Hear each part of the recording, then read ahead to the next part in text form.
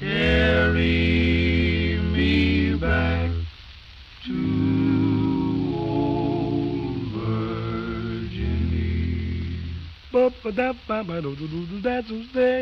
Carry me back to old Virginia. There's where the cotton and the corn. During periods of uncertainty, I find it beneficial to reflect on historical examples to glean any wisdom I can from those who've gone before. With that in mind, my friend Tony Williams, a previous guest on the show, joins me to discuss another of his books, The Pox and the Covenant, with special attention to our current virus situation. Though not a Virginia historical example specifically, Tony does tie his work together by citing an interesting connection in the end that does involve a famous Virginian. So stay tuned to this episode to see how the smallpox epidemic affecting 1721 Boston can teach us today, and then visit the show notes page for more information about Tony and his wonderful work.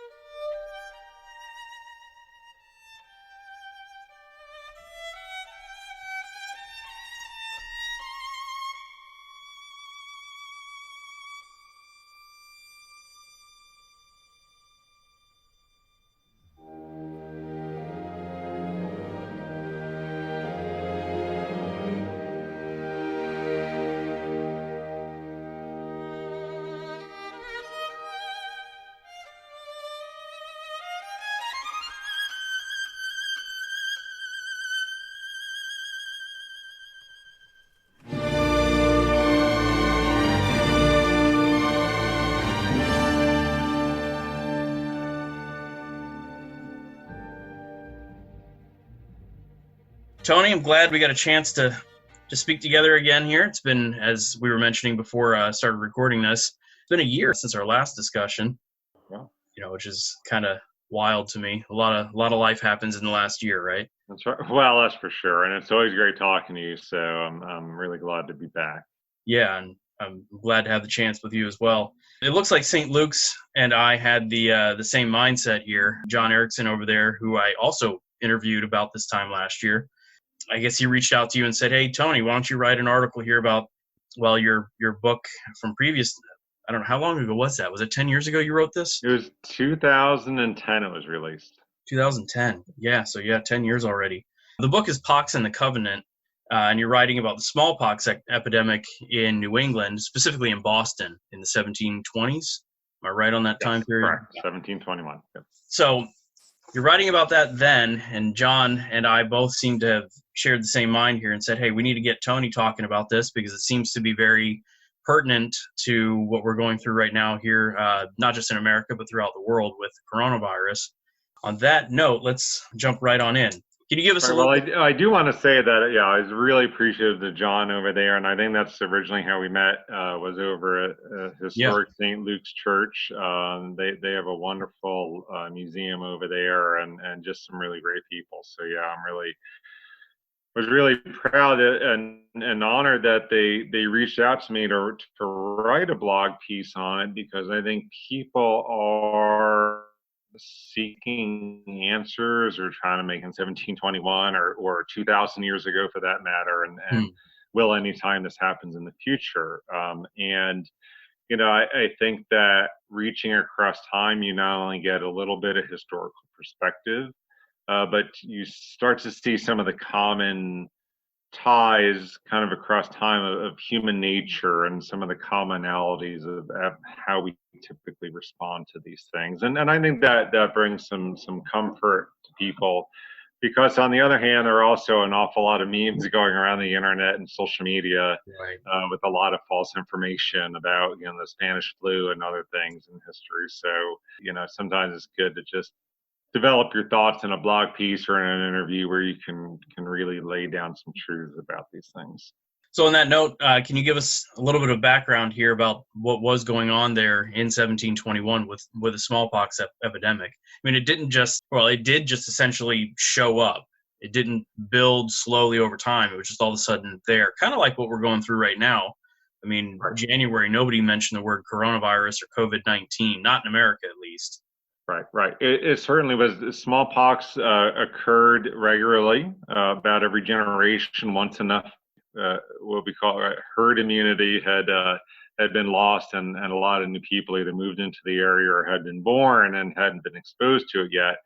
But sometime during your life back then, you would contract smallpox, and especially as a port city, right? You're right. Boston, it didn't just pop out of nowhere. It showed up as it typically did on a ship, because Boston was, of course, part of this what used to be called triangular trade routes, but now it's called the Atlantic System, Atlantic Network, and ships were routinely going from Europe to Africa to the Caribbean and Latin America, as well as North America, British North America, and places in between. So they would routinely bring not only peoples, but foodstuffs, and yes, germs and disease as well. Right.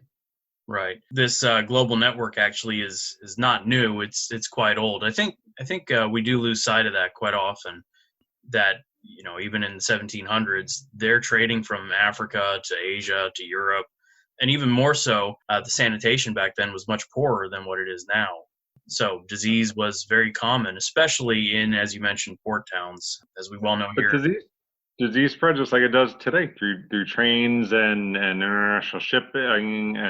People on planes, and then they get off at hubs and go in every direction. And so, sure, but if you think about it, disease throughout history has been spread that way, right? The bubonic plague was spread that way, and there's certainly plagues that went through ancient Greece and during the time the Peloponnesian War, as in addition to constantly throughout the Roman Empire as well, because of all those trade networks, all the travel, armies moving and to different locations, cultural interactions. I mean, people bring disease with them. Sure. Now, once it started to show up there in Boston, the ship comes in, the plague spreads from there. It starts to spread throughout the town. How quickly did they realize that this was spreading? Relatively quickly. I'd been brought up from a part of a convoy of trade ships with some military vessels from Barbados. And it landed in Boston just as a stopover. A couple of the sailors got off. This happened to be an African American, or I should just say African sailor, who, and I actually don't know his condition, if I remember correctly, if he was slave or free. It could have been either one. Mm-hmm. And he went around town, interacting with people. Much like coronavirus, smallpox was asymptomatic for I think upwards of almost 2 weeks, and it actually survived outside the human body for a very long time as well. But this sailor was asymptomatic and was just spreading smallpox all around Boston. Whether he went to a bar, went shopping, or was just walking around in the streets, he was spreading it. And I think, can't remember exactly, honestly, but I think it was about a week to 10 days before actually another case in town from someone living in the town showed up. And of course, he became symptomatic while he was in town. So they immediately quarantined him. The town authorities reacted immediately. They tried their form of social distancing, right, or quarantine, which we know all about now. So they quarantined the sailor. And I think one other case, they actually they sent a physician to their respective places where they were staying, as well as a nurse, and they put a red flag outside their door which said, "God have mercy on this house." Sent a physician over to the ship to see if there were other cases. There were, and so they react, but pretty soon after that, what they discovered was that there were 8 more cases within a few more weeks. And I actually have a map from 1720 of Boston. They happened to make one, and they've been reproduced over time. So I was actually able to see where all the streets were and decipher exactly where all the cases were. And they were literally in every corner of Boston. Spread out all over the whole city. And by that point, much like today with coronavirus, you don't know you're spreading it. And, there hasn't been 800,000 cases of that. That's just the positive tests. We know that there are probably by this point been tens of millions of cases with mild or no symptoms. And the same was true back then for smallpox. It wasn't just 8 people. By that point, they had interacted with dozens, scores, hundreds of people themselves. And so they were exposing basically the entire town of Boston. Right. So the way they reacted, this wasn't the first time for them. This smallpox was somewhat common, but they decided to change the way they acted against the disease. And this is why you wrote your book specifically, was because of Cotton Mather, his looking at it and saying, well, maybe we can put an end to this. Maybe we don't have to worry about waves of smallpox coming every other generation. Can you discuss what he did in response? Sure. So Mather had seen smallpox before, of course, and he had it. And it went through Boston, like I said, about every generation. So the last one was around 1702 or so. And then prior to that was about 1680. And Mather, interestingly, though, had learned about smallpox inoculation. He had from 2 different sources. He had read about it in the Transactions Journal of the British Royal Society, and of course, he was a member. He wasn't just a cleric, a man of the cloth, but he was also a pretty good scientist and had studied medicine at Harvard. He had a collection of 3,000 books, member of the British Royal Society. He had preached about Copernicanism and the most modern astronomy of the scientific revolution from the pulpit even. So the Puritans, as well as someone like Mather, they really embraced science. I think it's a myth to think that they were just religious zealots. Or witch hunters. The truth is way more complex. So he had learned about it from that source, but he had also interestingly talked to a slave and noticed that he had some markings near his wrist on his arm. And he said, "Oh, have you had smallpox?" And the slave said, "Well, yes and no." And a quizzical Mather inquired further and said, "Well, what do you mean?"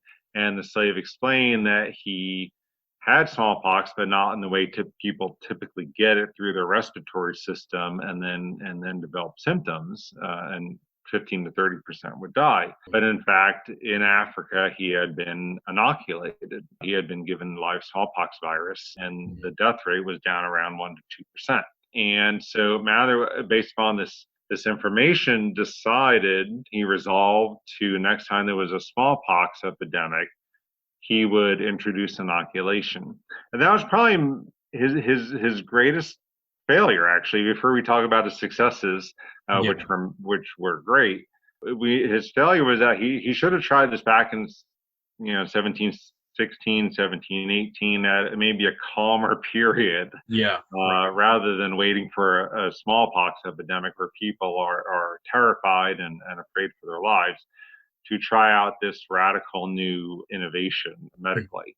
But he was open-minded, and he did want to test it. His idea was to take a person and to isolate them and to try this inoculation. In fact, when there was resistance, which we'll talk about, he said, "Well, why don't we even go into an island in Boston Harbor, and we'll just try it there, and we'll be totally quarantined, and it won't spread it to anyone else. And we'll try this out." And so, he takes very much the approach of the scientific method, right? He had heard about it, he formulated a hypothesis, and now he wanted to test it. And then if it worked, to test it and retest it and retest it, and then to develop, some kind of evidence to prove his theory. I'm not a scientist, but I took 6th grade science and learned my scientific method. And, so he's very much took a rational and what we would call natural law approach to this medical innovation. You already mentioned in here, he wanted to try this. You're right. It would have been better had he tried it when there wasn't an outbreak, but it's not exactly easy, I guess, to find smallpox cases and just do this. But now that it was going on, he received a lot of pushback. Can you talk talk about some of that? I mean, he had some high profile pushback, as you mentioned in your book and as well in this article. Well, the initial pushback actually comes from the doctor. So he sends out a letter to them requesting that they try it, and he thought they would all react, yeah, sure, let's all do this. And actually, none of them said yes. And he was just kind of shocked that they would be open to trying it. And so he wrote another letter to them, and actually probably, I mean, Boston only had a little bit more than 20,000 people, so stopping them on the streets and visiting them and wondering why they won't, kind of confronting them, and eventually persuaded one doctor, Dr. Boylston, to give it a try, and but the other doctors still refused and became adamant opponents to it. And the reasons why are very interesting too, right? One is they couldn't understand why he wanted to give people smallpox when people were already dying of that disease. They couldn't fathom that, right? There weren't really vaccines at the time, so they really couldn't come to grips with that. Secondly, they made religious arguments against it, right? And they're Puritans, and they say, look, this is God's will that people are getting sick, and you can't interfere with that. And so Mather said, well, why have doctors at all then? Right. Good response. People get sick, it's always the will of God, right? Yet doctors try to heal people. The third part was really insidious. They made racial arguments against it. They said, you got your information from a slave, you can't trust them, they're ignorant.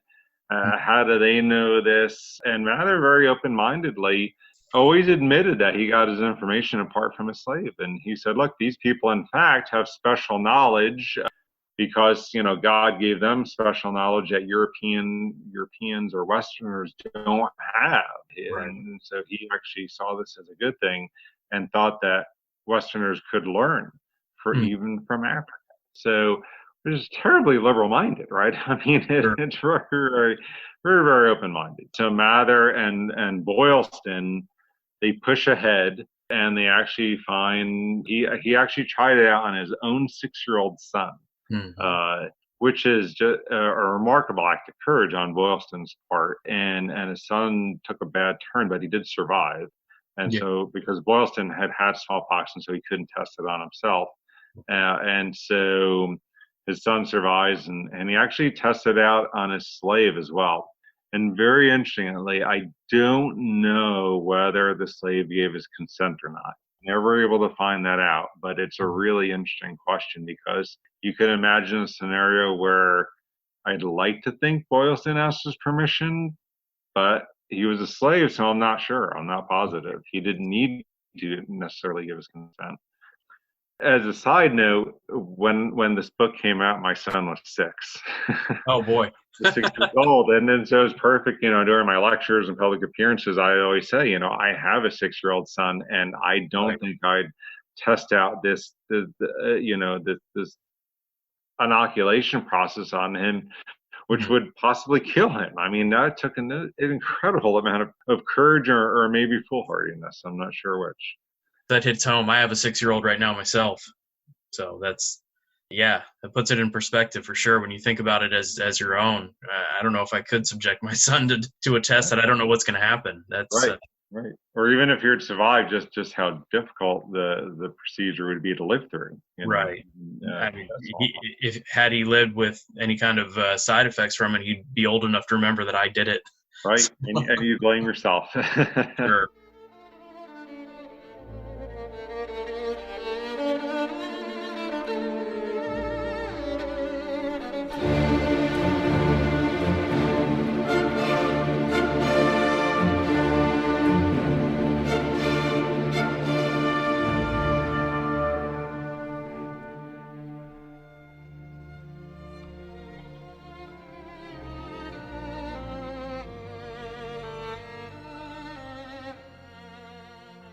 Now, he also received, it wasn't just pushback from doctors, but you mentioned Benjamin Franklin and his brother were adamantly opposed to what Cotton Mather wanted to do.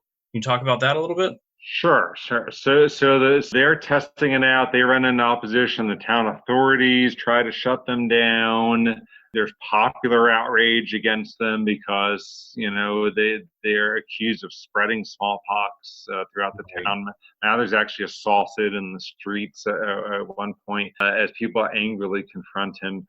But into this furor and outrage over smallpox and just this entire atmosphere of fear and it's a very troublesome environment, obviously, and we know some of that fear from today. Yeah. And in the middle of all that, and don't forget, Boston's a very literate town, right? It's very Protestant in origins. They read their Bible, very highly educated. Boston really believes in education. Into the step the Franklin brothers. Now, I will say that we need to recognize that they were mostly newspaper publishers who wanted to sell newspapers.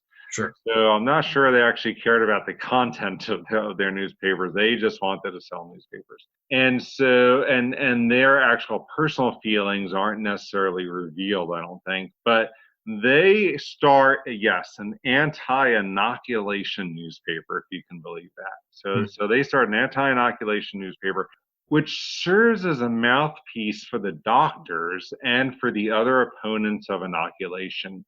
But even beyond that, they publish every kind of vitriolic, satirical, nasty anti-inoculation piece possible to try to whip up enthusiasm and frenzy against the procedure, and it works. And in fact, one of their satirical pieces was so biting that the author said this: if this inoculation has such efficacy, why don't we inoculate a bunch of Indians and see if it works? And if it doesn't, then no big loss. We'll know it didn't work. Oh man.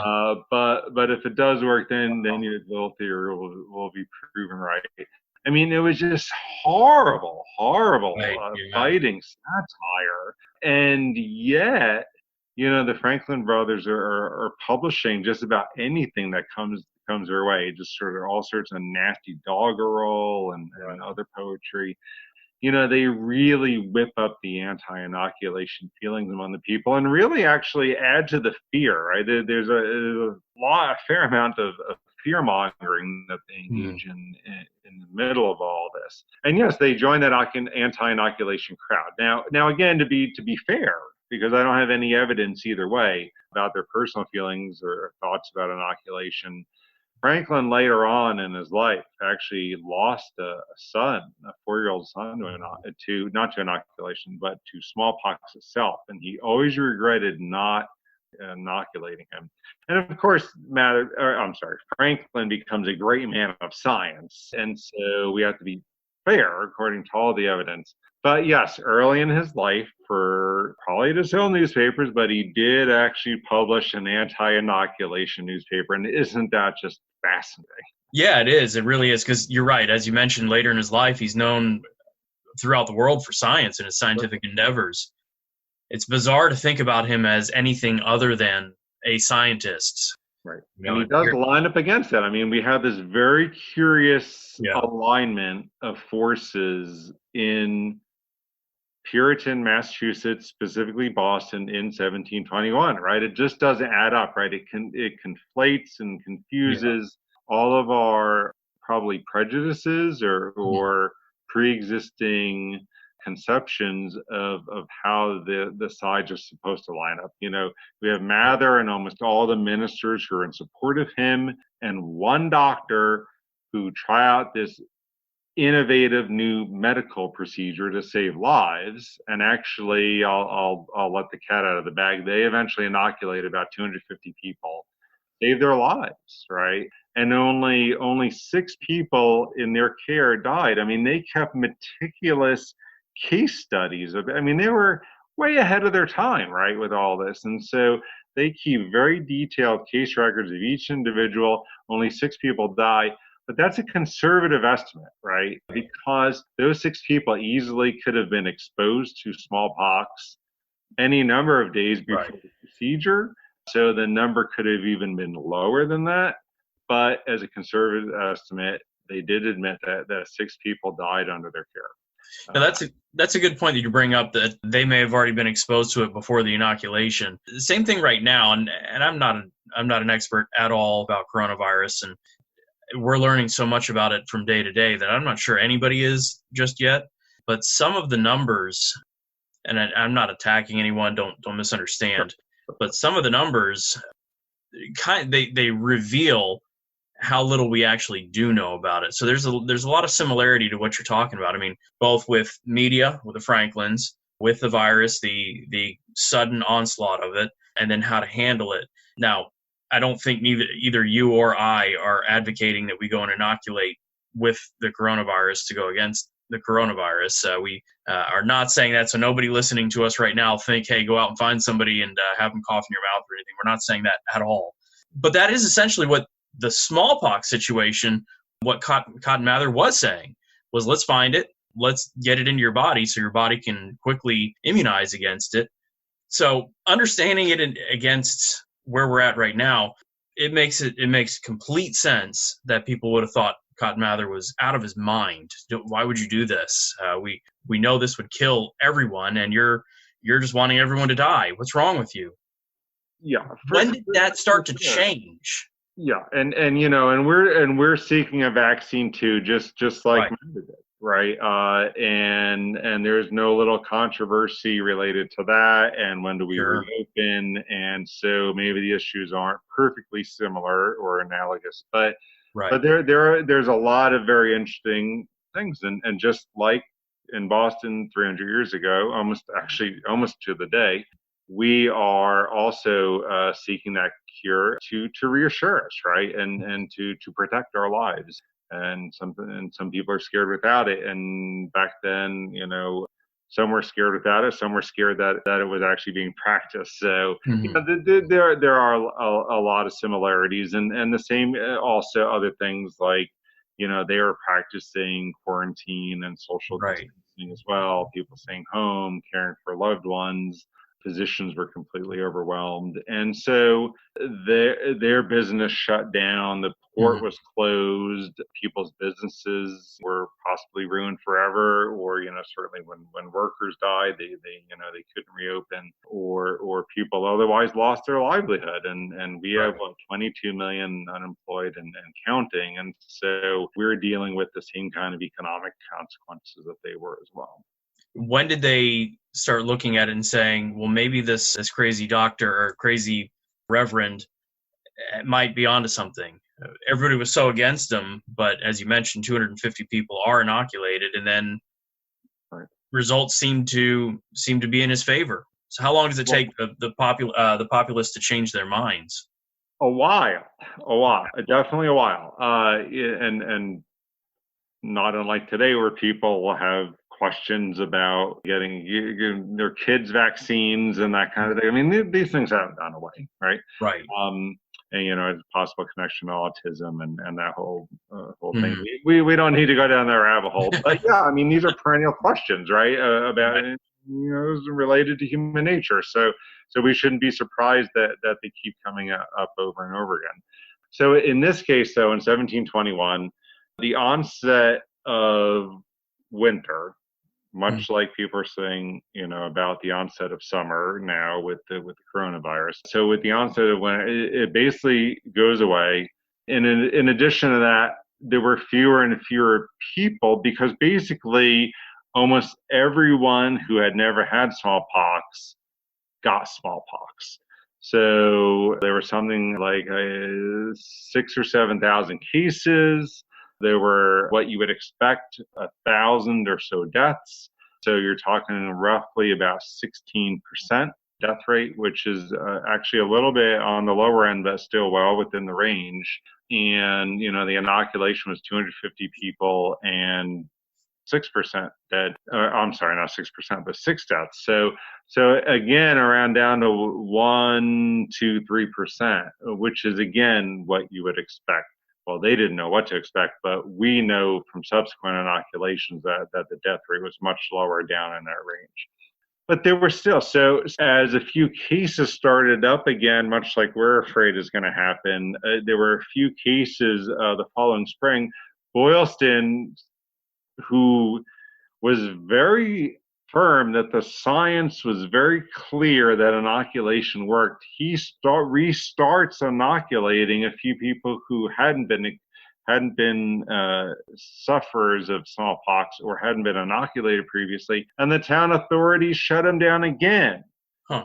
And the people were still complaining and making up lies about inoculation, that all sorts of horrible things were going to happen and it was going to spread and that it was dangerous and that, you're basically going to like grow two heads or something. So there were all these fantasies that they had of these people dying in horrible ways. The doctors who had been shown the proof still went to the town authorities and lied and said, this is too dangerous, we can't do it. It's just incredible. Even in Virginia, as late as 1764 in the 1760s, before the American Revolution, people were still running inoculators out of town.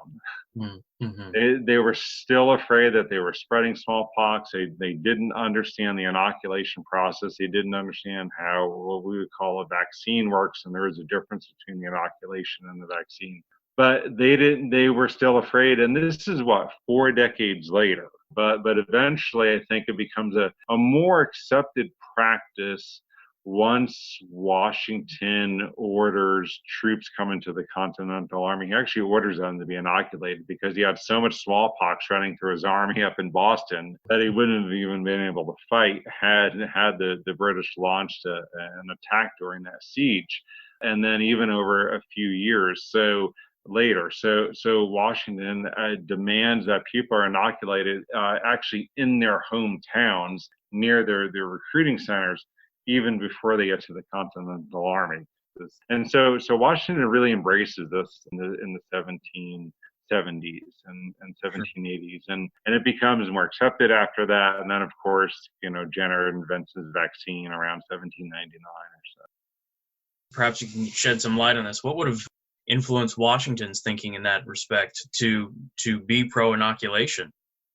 Because as you mentioned here, Virginia was against it through the 1760s. He was alive for that and had, I'm sure, relatives, friends, and so on that were affected by smallpox. So why would he be, I know this word's got a lot of baggage in today's world, but why would he be so progressive in his thinking? Because that's what it was for the 1770s. I mean, this is a very forward-thinking decision that nobody would have accepted. But he makes the decision, and because it's him, really kind of nobody goes against him. They just kind of say, okay, well, sure, General Washington says to do so. Well, it's more than just authority. I mean, I think Washington was an 18th century progressive. He embraced a lot of the newest science himself of the scientific revolution and the Enlightenment. He adopted enlightened agricultural practices that were being practiced were written about in scientific journals and agricultural journals over in England and as well as Europe writ large. And so, Washington did embrace a lot of new scientific ideas himself. It's not surprising to me at all that Washington, having been, and I'm sure he had heard about inoculation. Now, he had smallpox as a young man when he went over to Barbados with his brother, who was actually dying of tuberculosis and looking for a cure. And he got it, and thankfully he survived, because things would have turned out probably a lot different had Washington died. I think he was about 21 at the time, down in Barbados. It's the only time he left the country, by the way, which is interesting in and of itself. So it's not surprising to me that he knew about inoculation and that he was open to trying it. Okay. Bottom line, 50 years and George Washington is what changed people's minds. Well, I don't think it hurts, and thousands of men were inoculated in this way. Sure. I think it just becomes a broad practice, not just because of George Washington, but because so many get it while they join the army. It just becomes a widely accepted practice, which is very, very interesting to think about how the military mobilization, call it, if you will, and how they recruit, their recruiting really, how that's related to a medical practice that then becomes more widely accepted. And that's not to say there weren't people against it, but it does. I think that largely does shut down a lot of the popular opposition to it. But another thing that's interesting that happens much later in the 1760s, that there are all these weird practices associated with inoculation that I found. So, for example, when Mather practiced inoculation, they and Boylston really, they would just open up incision, put live smallpox virus into your body, basically put the pus from a victim in it, and mix it around with your blood. You would get smallpox. Okay. Yeah. And you would just get it, and you would just run its course, and then you'd be able to go back out to the world. In the 1760s, John Adams gets inoculated, and he has to endure this whole preparatory regime, which became really weird, right? It was related to the humors in the body, and how the medical practice wasn't much different from the ancient Greeks and so forth. So they were trying to keep all those humors in balance and so forth. Your blood and your black bile and all this stuff, and he went on a milk diet. I'm not exactly sure why, to prepare for this, and he also took mercury, and it almost killed him. Right. Almost lost John Adams, not through smallpox, but through the preparatory regime for the inoculation, and his teeth kind of got wiggly and started almost falling out, and he was getting mercury poisoning. It's really crazy. But they decided 4 decades after Mather and Boylston had practiced it that you had to do other kinds of preparatory regimes to be able to, endure and survive the inoculation, when I'm pretty sure the exact opposite is true, that they should have given no mercury. I don't know if they did bleeding in places and, burns it's really crazy what some of the medicine they did at the time. So that's added later, though. Nonetheless, though, by the turn of the 19th century, the much debated practice is now widely being accepted, and smallpox isn't completely eradicated by the turn of the 19th century, but you see fewer and fewer cases, and now I don't even know when the last smallpox epidemic could have been. Well, there were outbreaks, I think, in Boston as late as like 1902, and other people got smallpox certainly in the 20th century, and it was especially true in non-Western parts of the world. Outbreaks in India and elsewhere, and the vaccine spread. So we know people who were alive who have either gotten the vaccine or I knew a gentleman who had smallpox. I think he was in his 70s or 80s, and he said, I happen to have it. I met him while I was giving one of my lectures. Yeah. And he said he had the scars, and he said it shows up on his fingerprints, and he said, if I commit a crime, I'll be picked up in 10 minutes. Very unique, right? His fingerprints had very unique scarring on them, a little star-shaped kind of scarring. So that was, I learned something from my audience on that.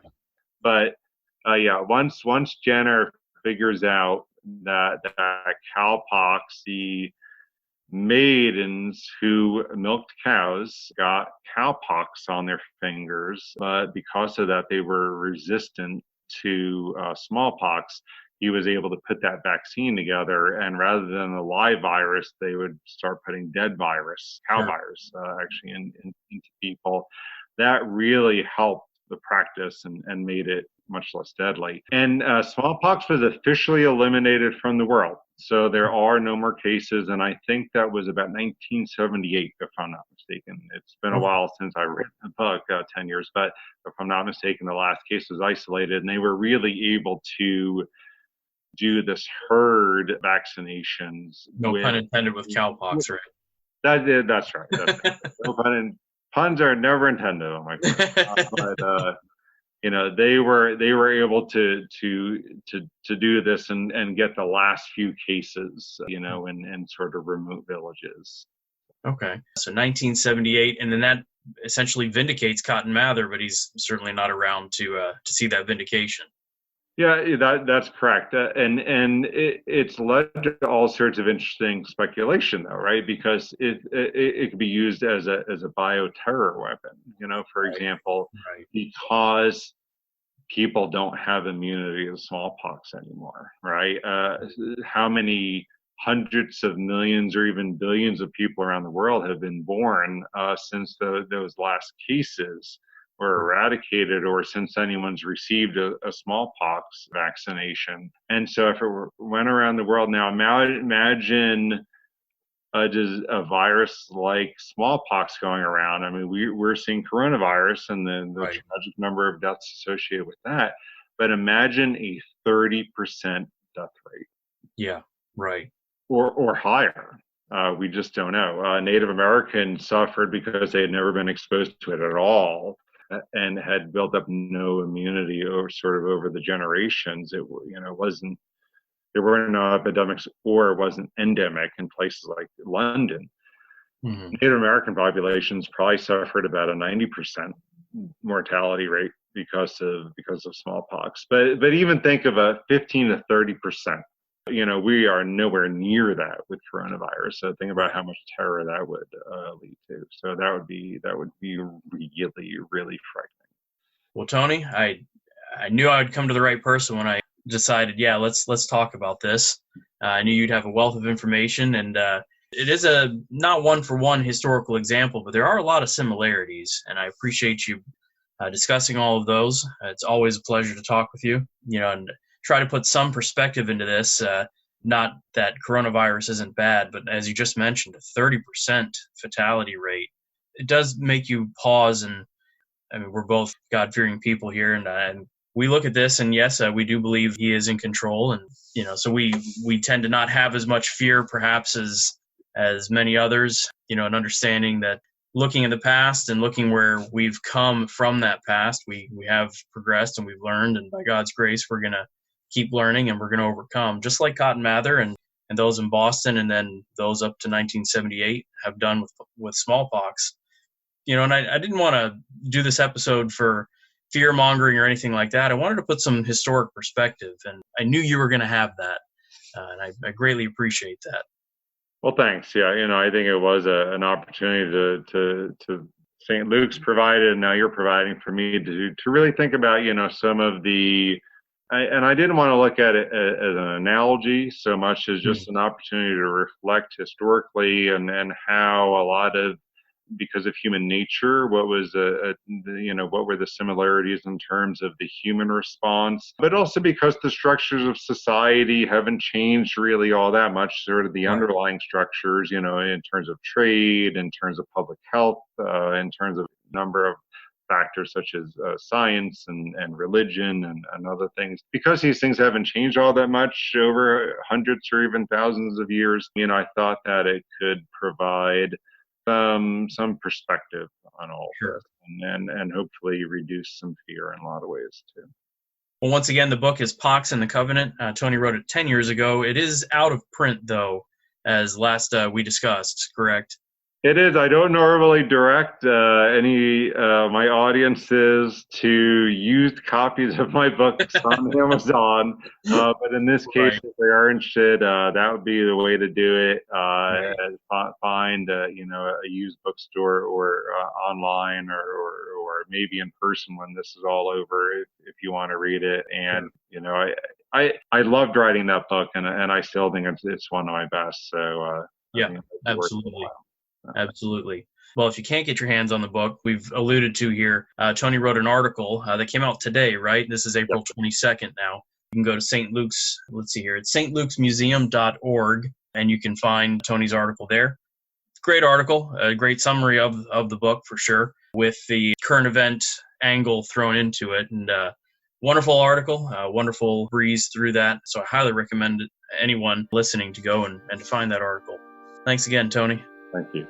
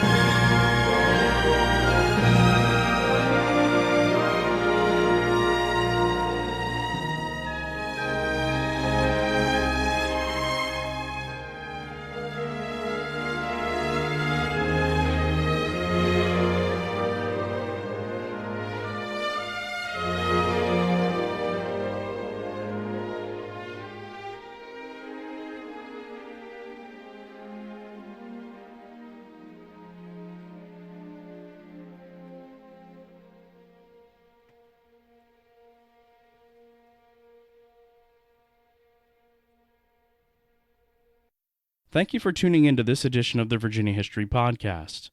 Please help this colony to keep growing. Start by following us on your favorite podcast provider and visit the show notes page for each episode. Those can be found at vahistorypodcast.com. Next, please consider supporting the work financially on Patreon.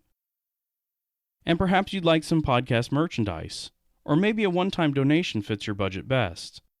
Links for all of these possibilities can be found under the support tab on our podcast website. Other ways that also help out are liking and following us on social media. Find us on Facebook at facebook.com/VAHispod, and follow me on Instagram at Virginia History Podcast to see some of the statewide trips that I take for future episodes. I've also uploaded podcast episodes to YouTube. They can all be accessed by finding my channel at Robert Van Ness. If you haven't already, please leave a 5-star review on Apple Podcasts. Doing so increases visibility in the Apple Podcast Network, the largest podcast outlet on the internet. Finally, tune in again next time as we continue our walk through Virginia's history.